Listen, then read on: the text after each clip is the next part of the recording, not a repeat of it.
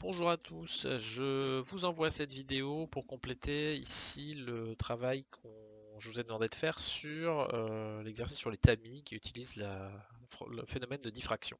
Alors, dans cet exercice, on nous parle au début de la production de certains catalyseurs qui nécessitent de déposer du métal sur de la silice. Donc justement, j'y reviens, petit catalyseur, on verra ça la semaine prochaine ou en fonction du moment où vous regardez cette vidéo, on a déjà un petit peu parlé du platine, qui est un catalyseur qui peut en l'occurrence catalyser la réaction de dismutation de l'eau oxygénée. C'est l'objet du TP qu'on a vu la semaine dernière pour certains et que vous verrez la semaine prochaine pour les autres.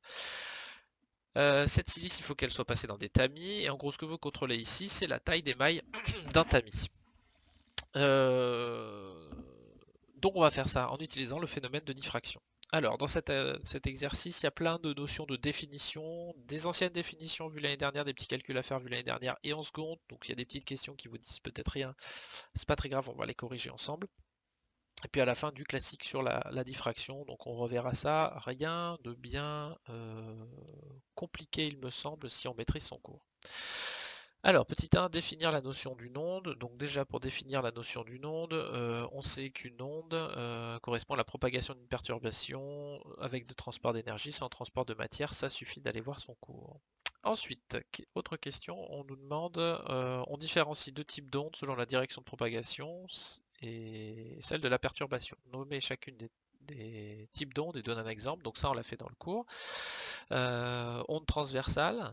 Donc on va avoir la perturbation qui est perpendiculaire à la direction de propagation, comme une vague. Une vague avance vers vous, pourtant la perturbation se fait de haut en bas au niveau de l'eau. Et puis une onde longitudinale, c'est le cas du son, à savoir la perturbation va dans le même sens que la direction de propagation, mais ça c'est du cours, donc je ne vais pas trop détailler les réponses ici. Alors ensuite, ce qu'on nous dit, c'est que on nous présente ici qu'on va envoyer un faisceau laser, on nous donne une longueur d'onde ici, dont on aura besoin tout à l'heure. Il se propage dans l'air et se dirige sur le tamis.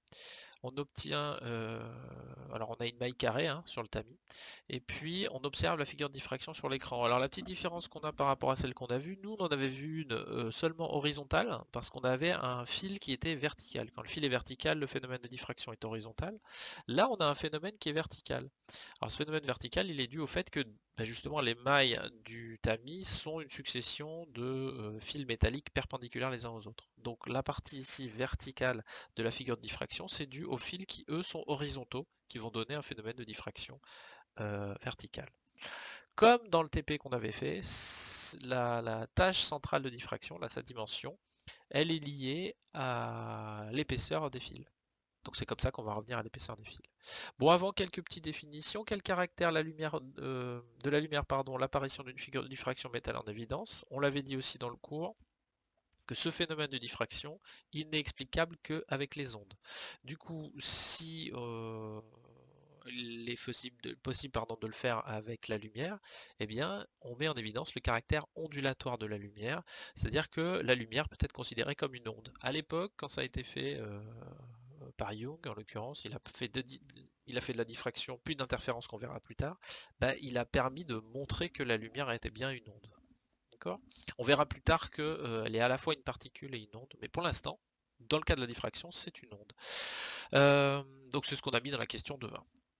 Alors ensuite, on nous dit dans quelles conditions ce phénomène est-il observable? Alors on avait vu qu'il fallait que notre onde, en l'occurrence de la lumière ou du son ou une vague à la surface de l'eau, arrive sur soit une ouverture de faible dimension, soit un obstacle de faible dimension. D'accord? Donc il faut que la dimension de cet obstacle soit de l'ordre de grandeur de la longueur de l'onde. Dernière petite chose en termes de définition, donc là, une onde lumineuse est caractérisée par une périodicité spatiale et une périodicité temporelle. Nommer ces périodicités, préciser leurs unités. Donc on a la périodicité temporelle, T, qui s'exprime en secondes, qu'on appelle période tout court. Ça, c'est le temps que va mettre un point du milieu pour se retrouver dans le même état. Donc en gros, vous êtes en train de vous baigner, il y a une vague qui arrive, elle vous fait monter, redescendre et revenir à l'état que vous étiez avant. Ça, c'est la période de l'onde de la vague. Donc vous n'êtes pas déplacé, mais vous êtes sur un point et vous oscillez sur le même point. Par contre, La deuxième périodicité, c'est une périodicité spatiale qui s'appelle la longueur d'onde, qui s'exprime en mètres et qui correspond à la plus petite distance qu'il y a entre deux points d'un même état. Donc à savoir entre deux vagues successives. Voilà, ça va être la longueur d'onde de l'onde. Si on prend une photo, en fait, il suffit de regarder quelle distance il y a entre deux sommets de vagues et on obtient cette longueur d'onde. Autre petite chose, on vous demande ici de rappeler la relation qui lie la longueur d'onde, de la célérité de la lumière et la période t. Alors, je vous avais montré en cours que cette longueur d'onde, ici, c'était la distance que parcourt l'onde pendant une période. Donc en gros, si vous regardez la première formule qu'on donne, une vitesse, c'est la distance que parcourt l'onde pendant la durée t. D'accord? C'est tout simplement un rapport d'une distance sur une durée, c'est donc une vitesse. Autre petite chose, ici on a, c'est pas un V pour vitesse, hein, c'est un mu, c'est une lettre grecque qui ressemble un peu à un V, qui est parfois utilisée pour la fréquence. Donc c'est pour ça qu'on l'a mis ici. La fréquence c'est F ou mu. Très souvent, vous le trouvez dans les sujets. Et on sait que la fréquence d'un phénomène périodique, pardon, c'est l'inverse de sa période.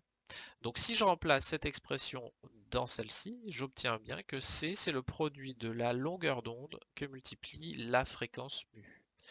Et ce qu'on vous demande de trouver justement, c'est cette fréquence mu. Donc en gros, lambda ici m'embête, il va falloir que je le fasse passer en dessous de C.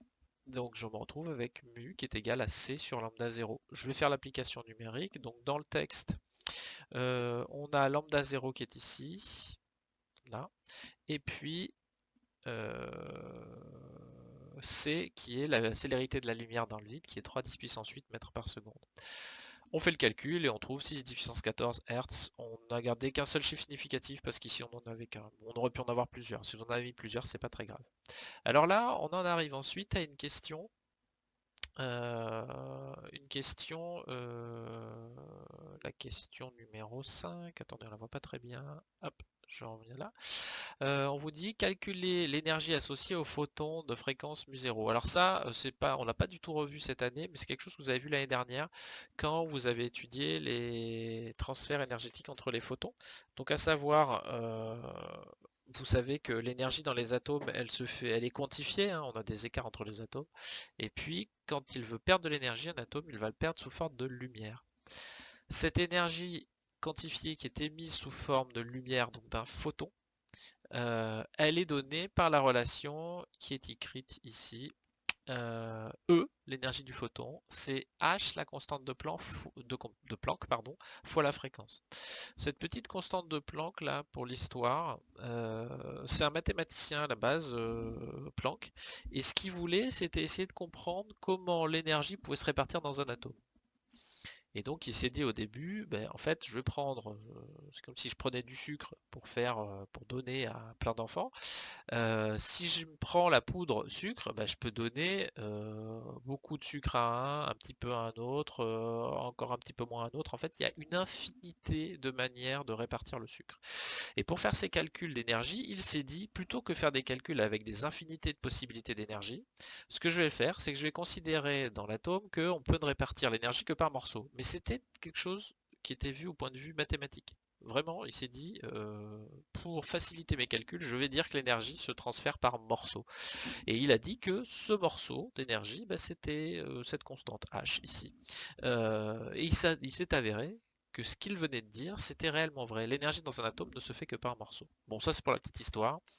Cette formule-là, bon, quand on aura besoin, on la reverra dans des exercices. Ici, bon, c'était pour le rappel de l'année dernière. Si vous en souvenez pas, c'est pas très grave. C'est pas l'objet du chapitre sur la diffraction. Donc pour le trouver, on a H qui était donné à la fin du texte, qui est là, 6,07310-34, fois la fréquence qu'on a calculée au-dessus, ici 6 10 puissance 14 Hz. Ici. Et on obtient 4 fois 10 puissance moins 19 joules, ce qui fait pas beaucoup de joules au final. Dernière petite question qu'on avait, c'est on considère par la suite que les longueurs d'onde dans l'air et dans le vide sont identiques. Quelle propriété de l'air vis-à-vis de la lumière permet de faire cette approximation? Citer un milieu qui n'a pas cette propriété. Alors ici c'est quelque chose qui était un peu vu en seconde, donc c'est loin. Donc ces deux dernières questions là, la 2.5 et la 2.6, c'est vraiment des choses qui étaient très très loin. Alors, si la longueur d'onde est la même dans le vide et dans l'air, c'est qu'on se considère que le milieu n'est pas dispersif.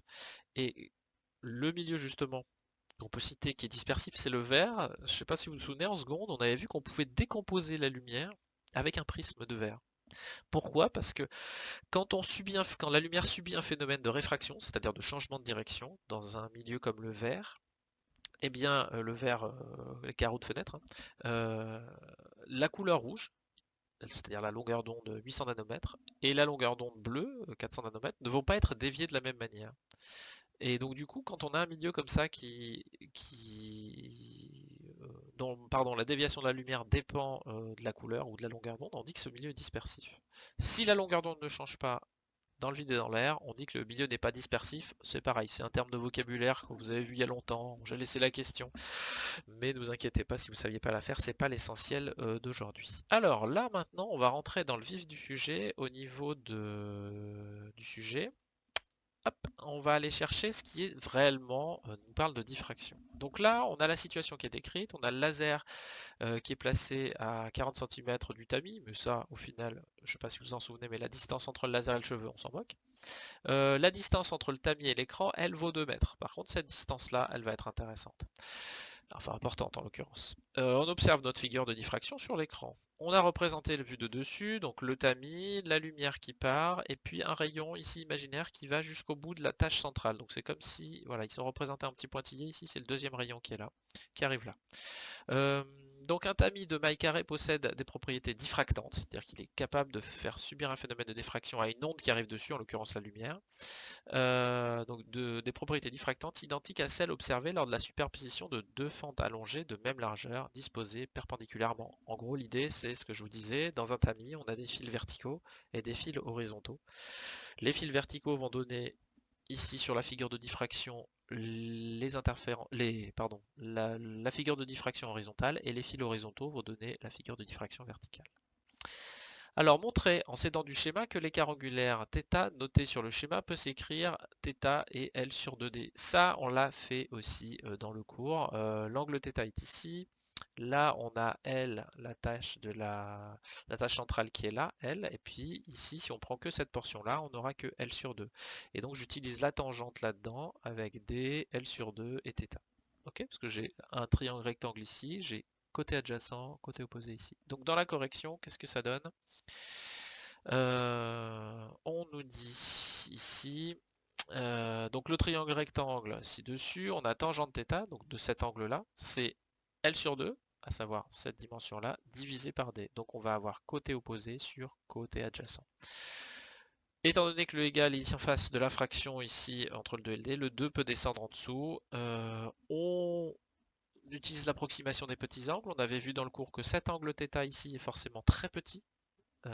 Vu la taille de la tâche de diffraction et la distance qu'il y a là. Ce schéma n'est pas fait à l'échelle, donc θ ici peut paraître grand, mais en réalité il est faible. Et donc dans ce cas-là, on peut dire que tangente θ égale θ. Si tangente θ égale θ, eh bien θ est égal à L sur 2D. Et voilà, on démontre la relation qu'on a vue dans le cours et qu'on nous demandait de faire. Deuxième question de la partie 3. Rappelez la relation qui lie θ, lambda et petit a, taille de la maille. Pareil, on l'avait écrit ça, on l'avait vu dans le TP. θ est égal à lambda sur a. Et donc, dernière étape, ce qu'on veut, c'est en mesurant la tâche centrale de diffraction, ça doit être de revenir à petit a, ici, la taille du fil ou de la maille du tamis. Ici, ce qu'on veut, on réunit les deux relations, pardon, on a deux choses. θ, on a vu qui est égal à L sur 2D, et puis θ qui est à lambda sur A. Donc en gros, ce que je souhaite trouver, c'est petit a. Donc on dit que petit a, c'est lambda sur θ, ce qu'on met là. Et le θ qui est ici, je le remplace par le θ qui est là. Et on se retrouve avec une formule qui nous dit que petit a, c'est lambda sur L sur 2D. Et puis, en bidouillant la formule, divisé par une fraction, ça remet multiplié par l'inverse, on a petit a qui est égal à 2D fois lambda sur L. On fait le calcul. Petit a c'est 2, D c'est 2 mètres, lambda on l'a donné dans le sujet au tout début c'est 532, et puis L on nous dit dans le sujet, alors je vous le montre, on nous dit ici, attendez, hop, que je retrouve mon sujet, on nous dit que la tâche de diffraction, j'arrive pas à le retrouver. Eh ben pourquoi je l'ai pas? Est-ce que j'aurais oublié de vous la donner? Peut-être que ce serait compliqué. Bon, alors en tout cas, je finis la correction que je vous donne et puis je revérifierai mon sujet après. Donc on a ici une tâche qui fait 2,6610-2 mètres, donc on a 2,66 cm. Quand j'applique mon calcul, on trouve ici la dimension de la maille qui est de 80 micromètres. Et donc, ça nous permet ici de contrôler la taille, ou en tout cas la dimension d'un objet qui est compliqué à mesurer avec des outils type des règles. C'est compliqué de faire ça dans un tamis, donc on va utiliser ce système physique. Cette méthode est aussi utilisée en granulométrie, c'est-à-dire quand vous avez une poudre et que vous voulez déterminer la taille des petits grains d'une poudre, la taille moyenne des grains, eh bien vous pouvez utiliser ce phénomène. Vous envoyez de la poudre, vous mettez de la poudre qui tombe avec un laser, et puis le laser va y avoir une tâche de diffraction. Il suffit qu'il y ait un système automatique qui contrôle la tâche centrale de diffraction pour déterminer justement la taille de la poudre. Donc c'est des choses, on utilise un phénomène physique pour se ramener à des mesures de dimension auxquelles on n'aurait pas accès nous simplement avec des règles ou avec des systèmes de mesure usuels qu'on utilise. Bon, j'espère que cette correction vous aura été utile, pardon. Et puis de toute façon, n'hésitez pas à poser des questions là-dessus quand on se revoit. Bonne fin de journée à vous, à bientôt.